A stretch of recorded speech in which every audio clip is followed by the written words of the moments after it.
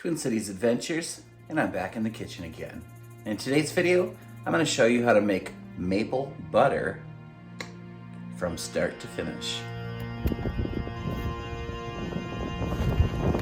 It's time to start chopping the maple trees. Looks like we got about 4 gallons. We're going to take our maple tree sap and we're going to make it into maple butter. But first, we have to boil it down into syrup consistency.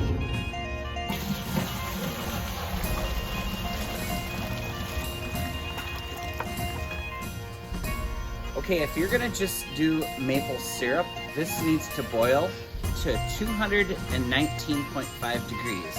You can bring it up as high as you can and finish it off on the stove in the house. But let's just do a quick temperature reading here. Okay. 212 about? And that's fine. I'm gonna turn this off, and then we're gonna bring this in and strain it, and then we'll heat it up to the butter temperature next.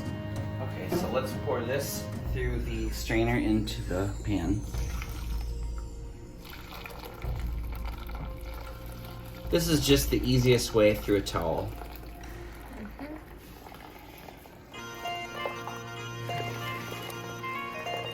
Get out any impurities.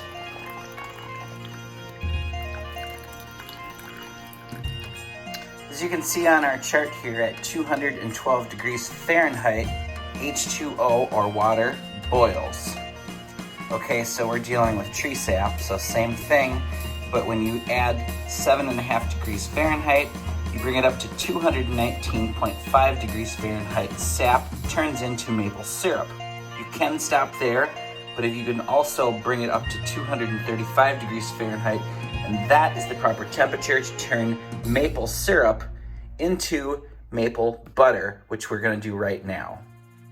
Okay, now we're on the stove top and we have our candy thermometer on the edge there, and we need to bring that up to 235 degrees Fahrenheit, so you have to watch that very carefully because that will boil over. You cannot leave the room. And as soon as that hits 235 degrees Fahrenheit, you need to take that off of the stove top and transfer that into a bigger pot with some ice in that. So I'm gonna grab some ice and put that in the pot right now while this is turning up. So just 10 more degrees here and we'll be at 235. Okay, so I've got some ice in the pan and this is gonna go really quick. Now some people say to transfer the maple butter into there and wait for it to drop down to 100 degrees and then hand crank it, but I do not recommend that because you can hand crank that forever before it turns to butter. We're gonna crank it with a mixer and I'll show you the trick in just a second. Okay, so we'll take the candy thermometer out because now we're at 235. What we do is we add a cup of water to the ice, just 1 drinking glass full, that's 16 ounces.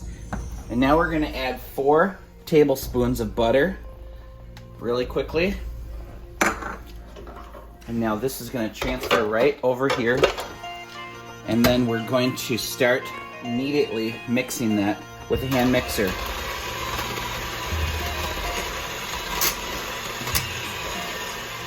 And now you're gonna mix that until it butters. Okay, so we're about halfway there now. Now the trick for why you can use the hand mixer is because I added 4 tablespoons of butter and I started mixing immediately.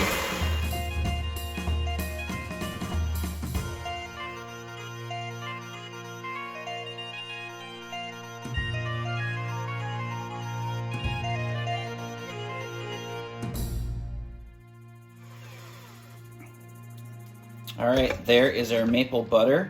So why don't we transfer that to a mason jar? Delicious maple butter.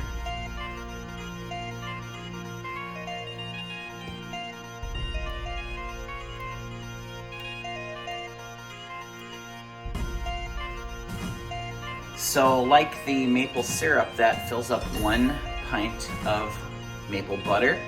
So this is completely cold now because it was being spun in an ice bath.